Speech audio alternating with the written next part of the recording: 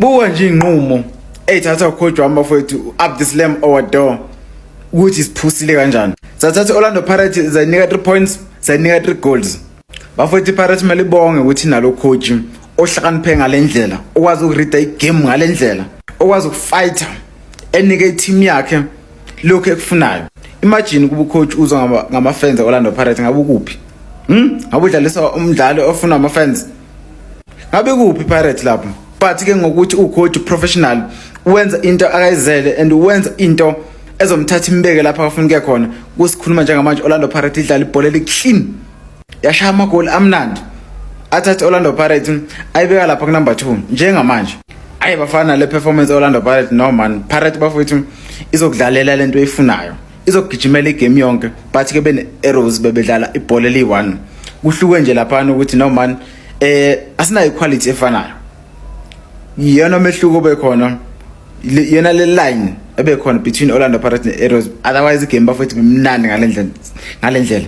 Performance Orlando Pirates from emuva uzofika phambili one way ibhola eli1, understanding between the players, spirit kubadlali, chemistry within the players. From ku Police so initiate i-attack hlelwazi lapho ukuthi uzothola umrimi overlapper and uzomthola bazoyenza lo attack bephethe inkuzi endala okumahuphu engazi naye ukuthi wenze ifoul wangayithola kanjani icard edlalisa number 19 but ke leso is story for another day.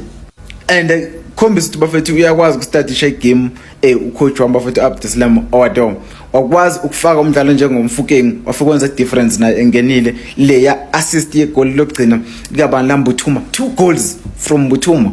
Noselo ngakobe ekade criticize ama fans ukuba ucoach ebebelievela ama fans ngabe uMbuthuma mhlamba akasamfaka but bheka I difference akangene wayenza watinike Orlando Pirates 3 points washaya brace finishing yakhe khombisa istrike esihlakaniphile esazi ukuthi singenele in. What a player.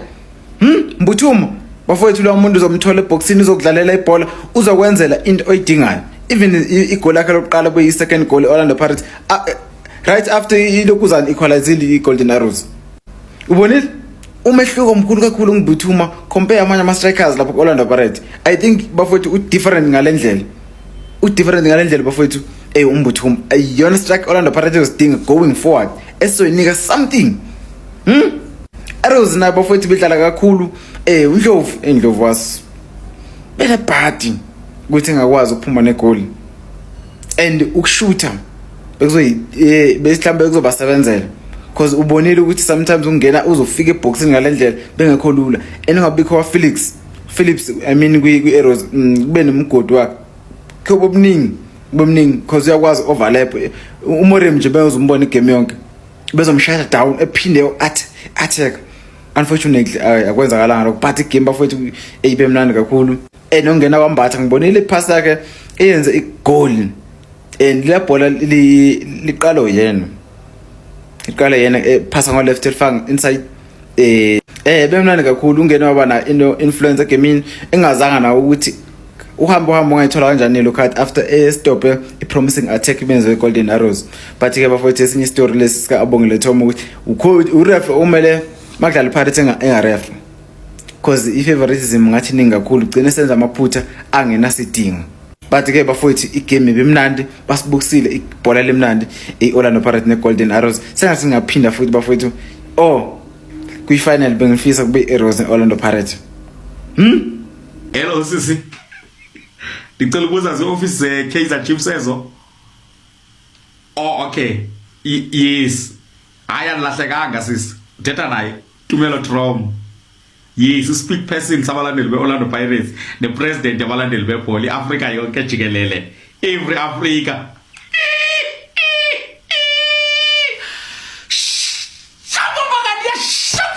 We are very excitement.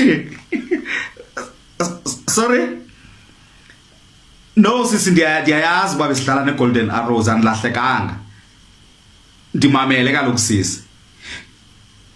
No, di concern ngani mna kanga ngoba ndifona nje ndizoni advisor ukuthi kunganjani xa ninosuwisha uPSL. Nimsuwishela ntoni uPSL? kule nto uba u-PSL uyanibhanqa udlala ngani u-PSL unithumela uview once we-league nigqibele nini ukutshekisha into i-standing seloko uba ningunamba bani ningunamba 2 akakayijongi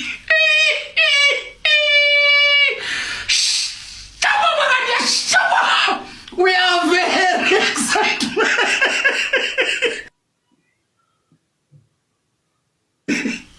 aningonamba 2 zijikile izinto kayijonge ijonge ngoku uthopile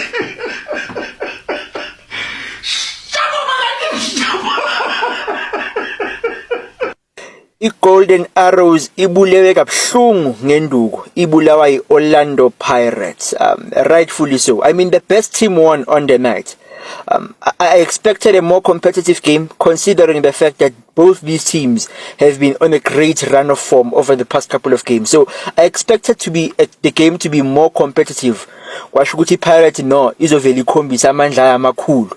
Eyavele ayehlula ke ilo i-Arrows ayikwazanga ukubavimba. So it happens. Shout out to Oswinapolis. You might think he had a quiet game, but this guy is so good. Oswinapolis was very influential, especially on the first half of Orlando Pirates. That guy, he was supposed to be playing on the right. That's where structure say Pirates besithi udlala kwa right. Kodwa he was playing more of a free role. Because esikhathini esiningi ubona kumbona seka drop deep sekazolanda ibhola eswini. Ubunokumbona eku-10 position e-operator bishama pass ku-10 position. Sometimes umthole ngale kwa left elinka noMuremi. So he was more of on a free role than an out and out right winger. So shout out to him in the way that he conducts the play for Orlando Pirates. Brilliant performance. And then kube Undaba, okay, akesikhohle kancane ilo i-man of the match, akesikhohle kancane ile contribution ayenzile kule goal lokuqala. I-performance yakhe yokuvala ulo uNdlovu. In case you don't know who Undlovu is the guy with PSL or with Betway Premiership who has the most goal creations. We also create amathuba amaningi ku Betway Premiership. Undlula wonke umuntu uyingozi leyamfollow. Kodwa indlela ulo Undaba ebempockethe ngayo. Umpockethe igame yonke uze wakhishwa indlela bekangekho ngayo egamini ngenxa kaNdaba. He's very very good because he adds numbers in defense ebese shaya imoto ayo add ama numbers in attack. That's how he was able to contribute kule goal lakhe leli lokuqala for Orlando Pirates. Brilliant performance by this guy. Indlela abamba ngayo ibhola, the runs that he makes, the way that he combines with Umremi, beautiful stuff to see. All right. The only disappointing part with the game was the goal that they conceded. I feel like Usiema could have done a bit better. But otherwise, congratulations to Orlando Pirates in the way in which they played. Not just to finish at the top, not just to contend for the league, but to actually win the league, because they got results against bad performing teams. They get results against good performing teams, and for that you have to give some credit. Salute. Golden Arrows, guys. Golden Arrows got us celebrating for 1 minute. Pela Golden Arrows scored a goal. I stood up. Bobo vulega.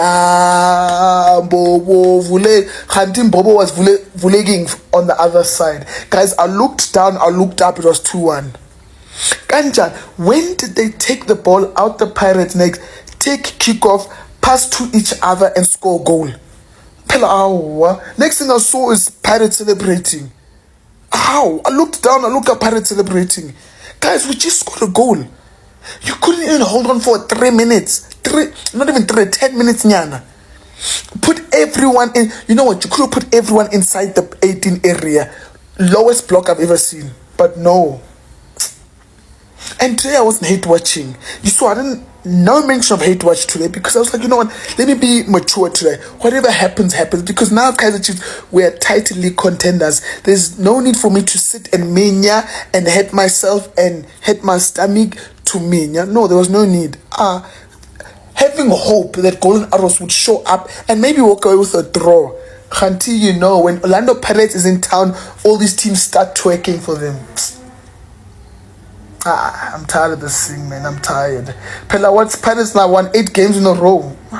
And don't get excited about that game in hand, because if you look carefully, that game in hand is ours, because we're supposed to be finishing first round fixtures this year. And there's no derby. So that game in hand is actually ours if you calculate accurately. Sorry, I can't even speak now because he might have called in a Rose Vanna. But it's fine, whatever. We are all the same. If you look at the log, number 1, 2, 3, we are all the same. Nothing. Okay, not Sundowns. Sundowns won, they got 25 points. Basically, Orlando Pirates and Kaizer Chiefs is the same level. You guys can't come game in end. I've already mentioned that game in end is. So if you look at points, where now you got how many points, Orlando Pirates? Yes. Kaizer Chiefs is how many? 22. Yes. We are twins. So we're two brothers and sisters, ne? So don't come here and say, hey, Orlando Pirates is above Kaizer Chiefs. No, we are the same. Same. Lalelani kweboma valelani nganze sefikile undaba uyavetsisa awuqhubeka mfana wami yabo nje bafethu angifuni ukuphinde ngimbone uNtaba kayikhonjwa ekwi-starting 11 yebo undaba naye unamaphutha akhe kodwa ngincamela wona kunalawa number 7 nyaka wesingake lo ngimelana namaphutha number 7 bafethu angifuna nokumbiza ngegama undaba kwakwethu ngiyawancamela amaphutha ndaba ngendlela e-right ngendlela engahluphi mekiwa phambili ublind defensive uzokhula mfethu ankunankinga yabo nje bafethu 3 goals 3 points ngendlela e-right kuyibona ukuthi yena kunjena nje akuyona i-AI niyazwani lapho akuyona i-AI ngoba nje kunjena nje yabona abafethu nakwi-final ye-Black Label kuyobe kunje ngoba phela le bekuyi-first leg besazwana amandla Mbotsoma uyabaphuthuma hayi ngeke hayi yabona abafethu khona kade beloke bethi uyapho sibanibani Mbatha FC ayikho ukuyila utalent bafana I think ibhenji liyamakha umuntu niyakhumbula uTite buye ebhenjini no-talent ke naye siyabonga uyibona nje mfethu ukuthi ngiyafisa ukubundula mfethu ayikho serious lento yakhe uyi-starring sethu phela mfethu yabo kalokho-ke nice game president el presidente yama-2K wo shayi assist yabo leya phasi yamfukenge ngalokhetha uMatlola ekhona kuthiwa phela uMatlola la online kazi ke ukuthi kanjani 2025 phela bo ngeke uze wazi kodwa ke hayi ngiyadlala Yes, siyadlala. Ayike bafethu guessing. Hayi nibabone sebekhipha umbulu ukuthi sebefuna igoli. Yabona uma sebefuna igoli bave bakhipha umbulu. Ngibone lapho ukuthi hayi ke siyehla. Hayi siyehla madoda siyehla sishone ezantsi. Yes. Yeke ukuthemba kwami iGolden Arrows. Hayi yawudlala uDoti iGolden Arrows. Yawudlala uDoti manqoba. Hey.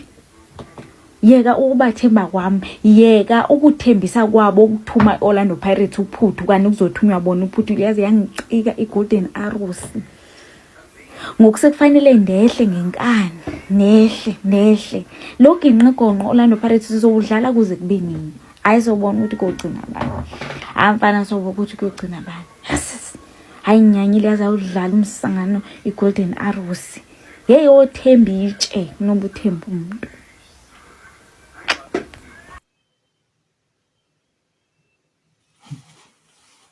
Well, that's it for the video namhlanje bafethu. Mina into engayisho ukuthi I feel like this is what Tina as football lovers of South African football we've been hoping for and praying for. We've been hoping and praying to see the big three competing for the league. I would just bone one after 10 games already sekati of 6 points or 7 points sekabonakala ukuthi already Sundowns gonna win. Now like manje ngeke ungitshela ukuthi Sundowns gonna win. More Sundowns are going to win the league.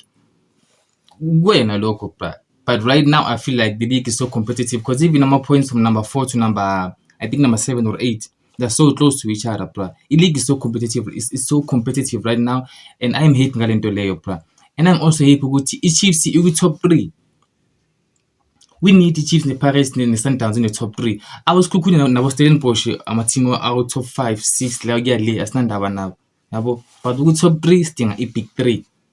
Asinanda ukuthi iPirates u3 Chiefs u2 as long as the top 3 ilapha mfethu big 3 lapha ku top 3 then yonke into isharp because bethu like now uba nalento lokuthi ngifuna ubuka igame ethi because ngifuna ilose because yazi ukuthi if they win bolokubolo bayanyuka nabo so lento lifaka ipressure nakithi kuma Pirates ukuthi nathi we have to win because bethu I know it's a bit early ukuthi ngisho njalo ukuthi the big 3 are fighting for the league 0-3. I know it's early ukuthi ngisho njalo because A1 yazo might fall off at any given time, but the thing is ukuthi right now i-league impethu looks impressive and ngihappy ngebhola elidlalwayo, and I think it has to do with the fact that we qualified for the AFCON and the World Cup.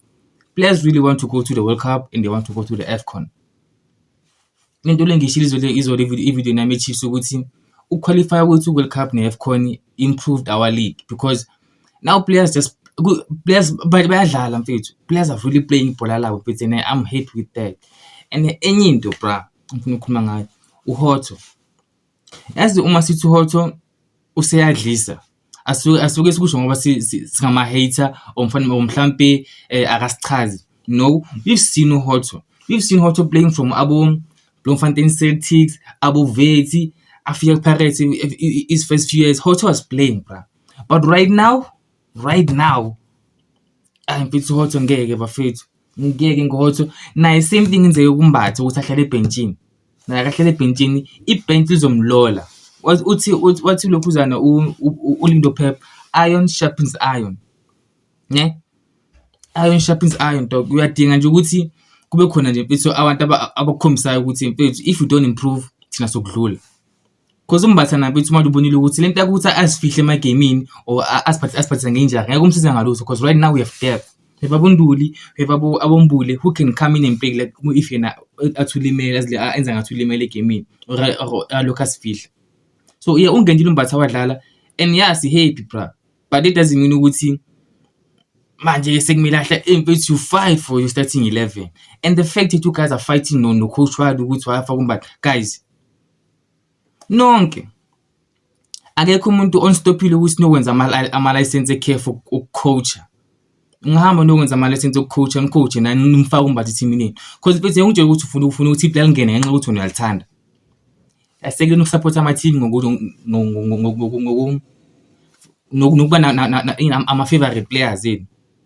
I say this because my favorite player is Tito, but I don't sell when I see Tito on the bench. I don't sell when I see Tito on the stands because ngiyazi ukuthi lo ngenile shuthi uyena ofanele ongena. And if you still doubting uWadu manje mfethu inkinga ingakuwe. If you still doubt ucoach Wadu right now inkinga uwena. That's all I can say for video namhlanje bafethu ngiphethwe izinyo bafethu. I can't even speak properly. So ngizonibona ngevideos zabafethu. Please make sure you subscribe, you comment, you like, you share. And you watch the ads futhi mfethu. Ngiyacela abona nje lokhu wama ads mfethu wona important kakhulu bafethu ngiyacela. Ngibuka ama ads bafethu. I guess that's it for video namhlanje bafethu. See you guys on the weekend.